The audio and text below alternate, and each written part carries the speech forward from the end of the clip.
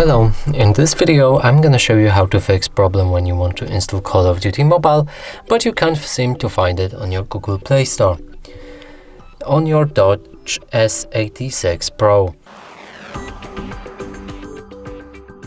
So let's try searching for it on our Google Play Store. Here, write Call of Duty. Hit the search button. And as you can see, there's no game.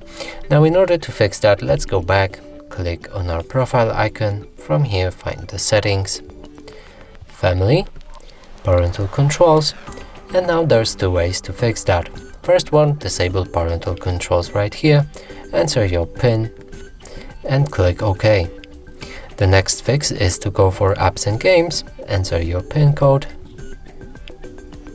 and go for PEGI 18 or allow all included and rated. Now click save. Let's go back, search for Call of Duty again, and it's right here. We can install it.